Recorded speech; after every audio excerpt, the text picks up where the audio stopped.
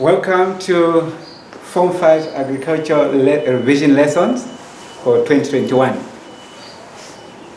We are going to look at some variety of revision topics. To start with, we are going to look at the general agriculture, and there are specific topics that I've picked under the general agriculture. The first one is the general principles of the general principles of land use. Particularly, we are going to look at the farming practices. So in here, we are going to describe the different forms of land use, including different agriculture systems and farming practices. And the first three are actually the farming practices. The first one is crop rotation, mixed farming, and monoculture. So we are going to look at the first topic concerning crop rotations. When we talk about principles of land use, we are looking at how our land should be used as we are growing our crops. And particularly, we can also talk about the way we use our land when we are keeping our animals or the livestock that we have. So we are going to employ different ways of using that land. One of them is crop rotation, the other one mixed farming, the other one monoculture. So you need to understand these land use practices. Briefly, I'll just explain the other two, because for now we are going to look at crop rotation. Then the other two, mixed farming and the monoculture, will come in later.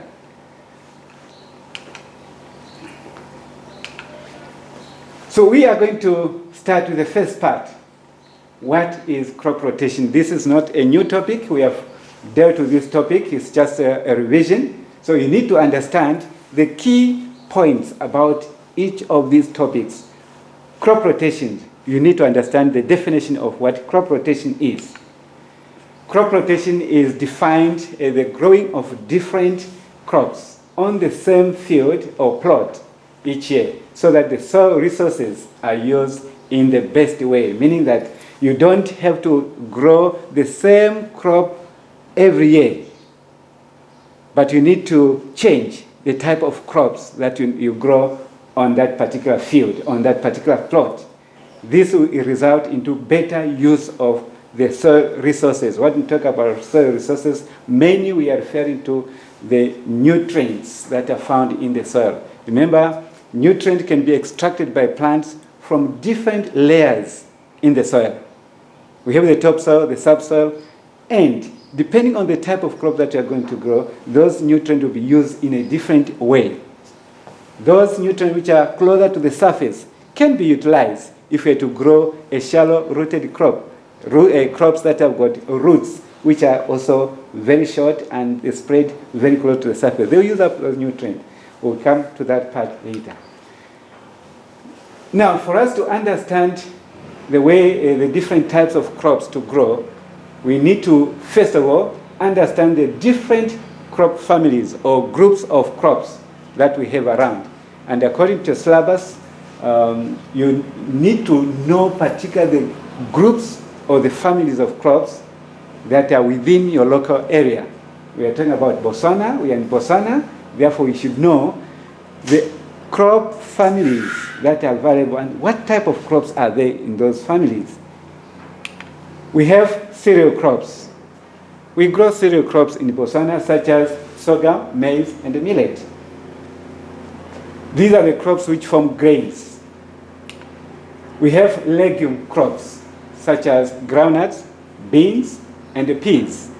So these crops are available in Botswana. We have root crops. Examples of root crop that we have in Botswana are sweet potato, beetroot, carrots. In some parts, particularly the northern part around Kasane there are some few people who plant cassava, although it's not on commercial purpose, commercial scale, but there are few farmers who have these few plants around their homes. That's cassava. They are root crops. We also have oil crops. An example is groundnut and sunflower. Remember, groundnut is also appearing as legume crops. But at the same time, it's an oil crop because we can extract oil from it. The oil that we use for our cooking, which is cooking oil, we can make oil from groundnuts. That's why it's also under the oil crop. There's one group which is not here, but we also have such crops like the bulb crop, such as onion. We grow onion also in Botswana. We have leaf crops. Leaf crops, mainly they are under the horticulture section, or the vegetables such as spinach, cabbage, and rape. Those are leaf crops. We have some crops which belong to the fruit family, such as tomatoes, they are fruits, citrus, oranges, mangoes. Those are fruits. Then we also have field crops which also produce some fruits, such as pumpkins and the watermelon. They produce those big fruits. Right, so we are going now to look at the principles of crop rotation that a farmer must follow when growing crops in rotation. Now, you don't have to say, I'm going to grow this crop, after this I'll plant this, after this I'll grow this, because you like them, because you prefer those crops. But you need to follow certain rules when planning your rotation, because these rules guides you as to which crop should be grown and which crop should follow. Because we are looking at the benefits that we are going to incur when you are using or when you are following these rules or these principles. One of the principles which you need to follow as a farmer is that crops in the same family, or those crops in the same group, like those groups I'll talk about, like cereals, we have maize, sorghum, millet. They are in the same group. Those crops should not follow each other in the rotation. Why? Because they act like alternative. They act like alternate host for pests and diseases, meaning that they are affected by similar pests, similar diseases. The pest that attack maize is most likely to attack sorghum as well. For example, maize stalk borer. Stalk borer can also affect sorghum. It can also affect millet. So if you grow maize this year, you harvest, the following year you grow millet, the following year you grow sorghum, you are actually multiplying or encouraging the multiplication of such pests like stalk borer. So such crops should not follow each other in the rotation. We also have point number 2, a legume should be included in the rotation. Legume crops are those crops which have got root nodules. Root nodules house certain type of bacteria, like rhizobium bacteria. Those bacteria help to fix nitrogen. They fix the atmospheric nitrogen, which gets into the soil. They capture that nitrogen, convert it into nitrate, and then they form the protein for the plants. So such plants are very, very important. You can identify legume within your area in the sense that when you check the roots, you have the root nodules. At the same time, these crops form pods. Their seeds are formed within a pod. The pod could be underground or above the soil, such as groundnuts. The pods are underground. Beans, they are legume plants. Their pods form above the soil on the plant itself. So those are legumes. They should be included. Why? Because these crops have got the ability to fix nitrogen, which will make the soil rich in nitrogen. The other point is alternate deep-rooted crops with shallow-rooted crops. There are crops which are deep-rooted, meaning their roots go deeper. They grow deeper into the ground. We have crops like cotton, for example. It is a deep-rooted crop. It goes deeper. It can even penetrate to the subsoil. But when you talk of crops like maize, their roots are shallow. They are on the surface, closer to the surface. So by so doing, the deep-rooted crop will utilize the resources, the nutrients, which are found deep into the soil. When you alternate now, meaning you change, you grow a crop which is shallow-rooted, it will now going to use the nutrients which are within the subsoil, closer to the soil surface there. So that's the benefit, so that our soil resources should not be depleted from one region or one area or one depth in the soil. Then we have cereals and leaf crops should be grown after legumes. Cereals, leaf crops, these are called heavy feeders. They need a lot of nutrients such as nitrogen. They consume or they utilize a lot of nitrogen from the soil. So when you grow these crops after a legume, like I've mentioned already, that legume fix nitrogen into the soil. So your cereal crop like maize, sorghum, and the leaf crop such as cabbage, rape, they will utilize that nitrogen which has been fixed by the legumes. So you are going to have that benefit as a farmer. A lighter feeder should be grown after a heavy feeder. Light feeder are those crops which can still grow very well and give you good yield even with limited amount of nutrients. We have an example like carrots, like light feeder. So you grow carrots now, next you can alternate it with a heavy feeder like maize. Now in this case, most cases we would prefer to grow the heavy feeder first so that you can use some of the nutrients. Then next you can now grow the light feeder. That's what we are talking about. The light feeder should be grown after a heavy feeder. You are growing your heavy feeder like maize is a heavy feeder. Next, you can still grow your carrots in the same plot or same field. It will still perform very well and give you good yield because carrots do not need too much nitrogen. It will still benefit from the little amount of nitrogen remaining in the soil after your maize. A lighter feeder should be grown after a heavy feeder. We have talked about that. If possible, include a fallow period in the rotation. What is a fallow period? We talked about this. This is a period in which a field is left without any crop grown in it or grown on it. That's a fallow period, meaning that the whole year you just leave the field resting. No crop is grown. Of course, there might be some weeds that are going to grow, but those weeds are going to die, they decompose, and add more nutrients to the soil. So these are the principles of crop rotation that a farmer should follow. We talked about these principles. Now, we are going to have a demonstration on crop rotation using two crops only, so that you understand when you talk about alternating this with this or growing different crops from a different field. So this demonstration is particular to you, to make you understand or to remind you of how you can grow crops from different families. We have two plots here, plot A and plot B. Or you can call them fields if you are on a commercial basis. We are growing this on a commercial scale. You can talk about field A or field B. So let's say this is 2021. Plowing season comes. The farmer is going to grow maize in plot A. And in plot B, you grow a different crop. Like you've got groundnut here, field plot A, you've got maize.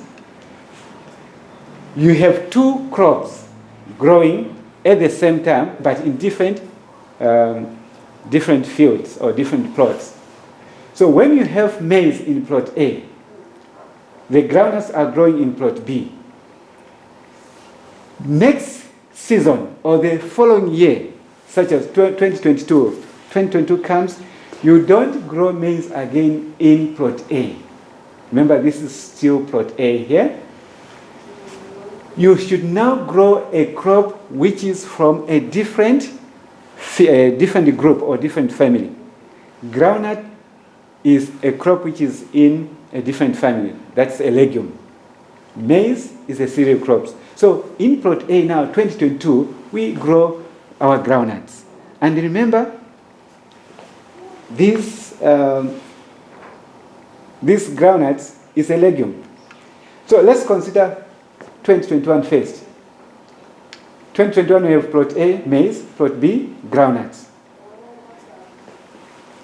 These are the two different crops we are using. Come to 2022, we now interchange these crops. We have groundnut in plot A and maize in plot B. Now, take note of this. We are growing maize in plot B in 2022. This field had groundnut first in 2021. Now we are bringing maize. So we are looking at two things here. One, we are growing different crops. On each plot, we are growing different crops from different families. At the same time, we are observing that rule or that principle which says heavy feeders or cereals and leaf crops should follow a legume. So our maize here in plot B in 2022 is coming after groundnuts, which is a legume. 2021 we had legume, which is groundnuts, and 2022 we are now growing maize. So when you look at now crop rotation, we are not looking at having different plots or different fields, but we are talking about changing the crops that you are growing on a particular field. You may have two fields, like A and a B, or you may have 3, 4 fields on your farm. But the rotation is defined on the basis of a particular field.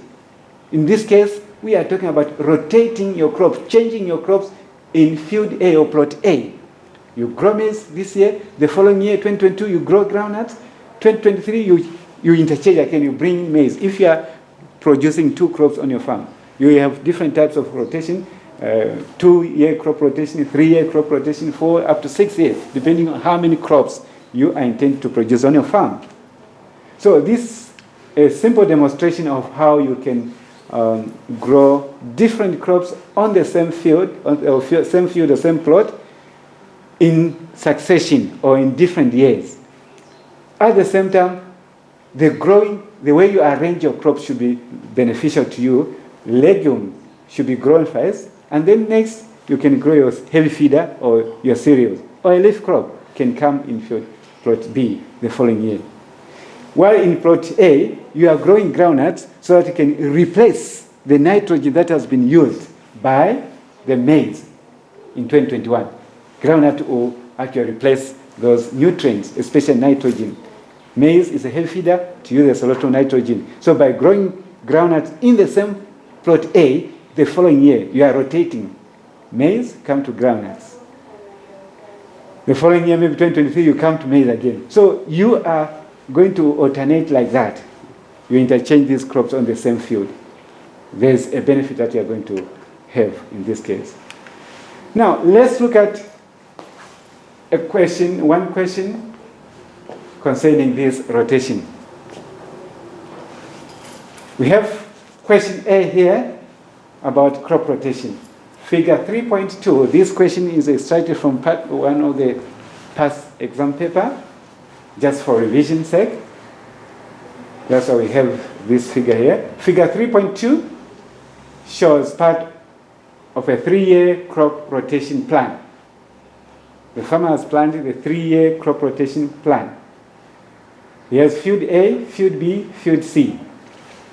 And he's growing 3 types of crops. So in a 3-year crop rotation, you can have 3 crops.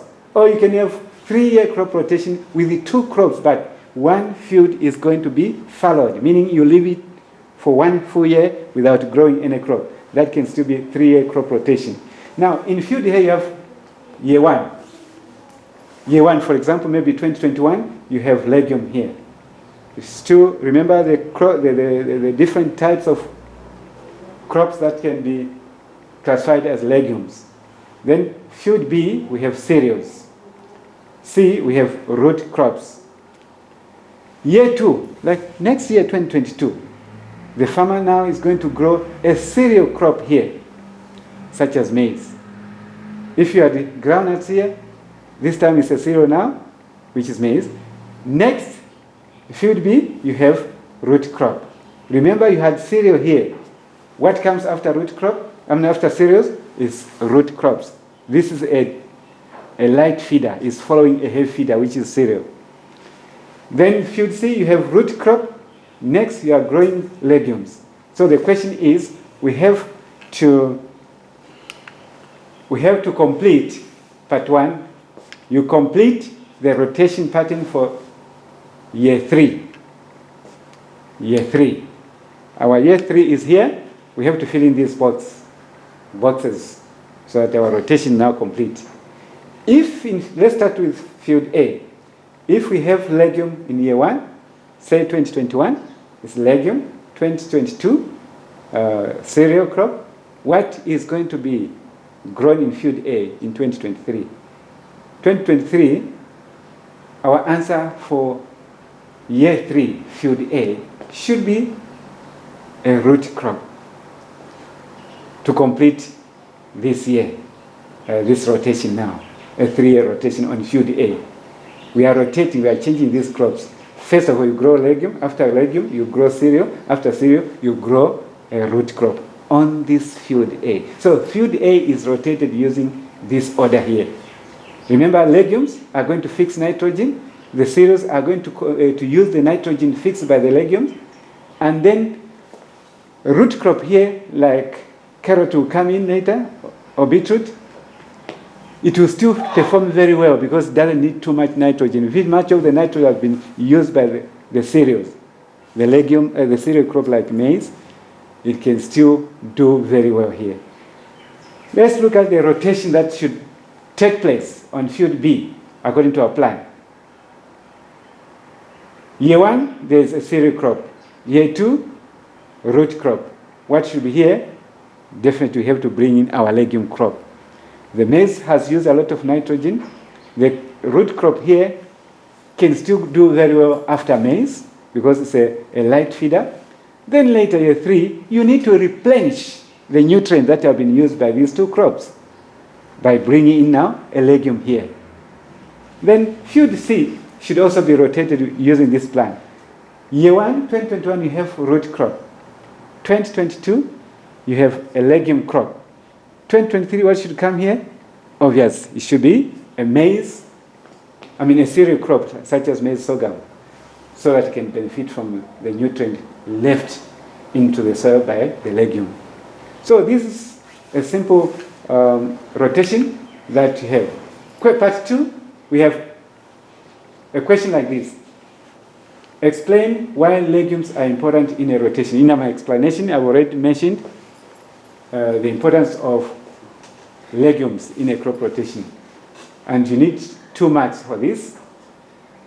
One importance of including legumes in a crop rotation is that the legume will fix nitrogen, which will benefit other crops. So it is going to enrich the soil with nitrogen and any other resources. So those legume plants, they use the nitrogen, convert into nitrates.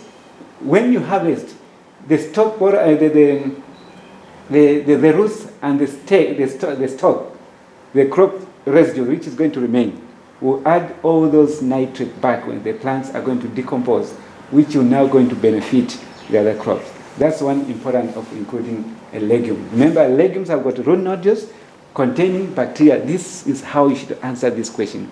Legumes have root nodules containing bacteria which fix nitrogen into the soil. And when the crop is harvested, the nitrogen is going to be beneficial to the next crop you are going to grow. Then you get your 2 points from there. Actually, all those points are more than 2 points. Second question reads, state one benefit of crop rotation. The benefits here can as well be called the advantages why we have to undertake a crop rotation on our farm. It's very important that farmers should adopt this land use system or these parts of growing crops, rotating your crop. The benefits are many. One of the benefits, we have already mentioned that legumes enrich the soil with nitrates, which will benefit the other crop because the soil will be fertile. That's one benefit. I'll give you some more. so that we are not limited to one, because the question might award 3 marks in an exam. So the other benefit of crop rotation is that pests and diseases can easily be controlled. When you are rotating crops, the crop rotation system actually breaks the life cycle of pests. That's one benefit. And remember, in a rotation, you have to divide your fields in different, your field in different sections. Or your farm, you have to be divided into different fields or different plots. So that you have 2 crops, or 3 crops, 4 crops, like that. So if you are practicing crop rotation, it therefore means each year a farmer is producing 2 or more crops on your farm. So the benefit here is that you have a variety of crops that are being produced each year. That's an advantage. That's a benefit to you as a farmer. You are going to sell more crops to earn income. And in case of one crop failing, you can still harvest or can benefit from the other crop. Not all crops are affected by same pests or diseases. If one crop, say for example maize, is affected by stalk borer or locusts, beans are not affected by the same pests. You can still harvest your beans, sell, earn income, and maybe buy maize that you need now for your consumption. If maize is your staple food, that's another benefit. Those are the benefits of crop rotation which we are talking about.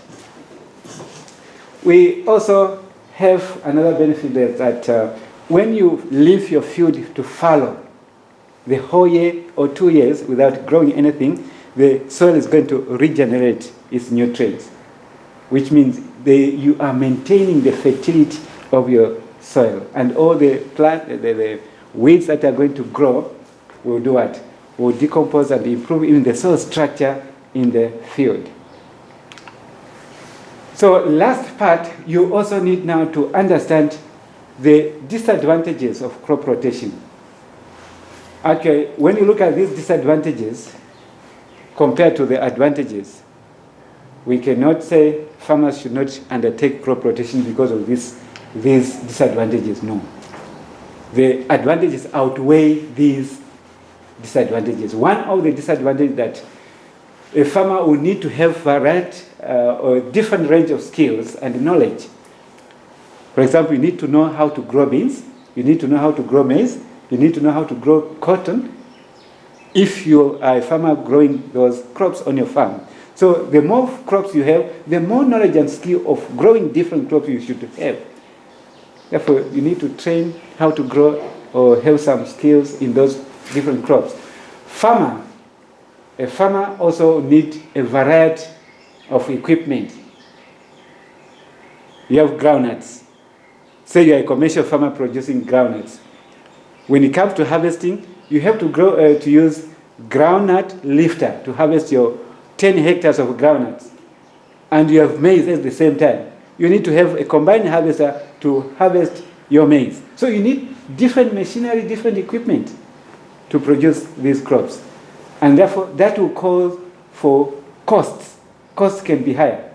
And the cost could also be labor costs, because you need people to work on the groundnut field, to harvest the maize, to do what? All different fields that you have. The more field you have, the more different crops you have, the more labor costs you are going to incur. So that's another disadvantage. A farmer also has to spend more, correction on that word there, more on different types of fertilizers. Different crops will need different types of fertilizers.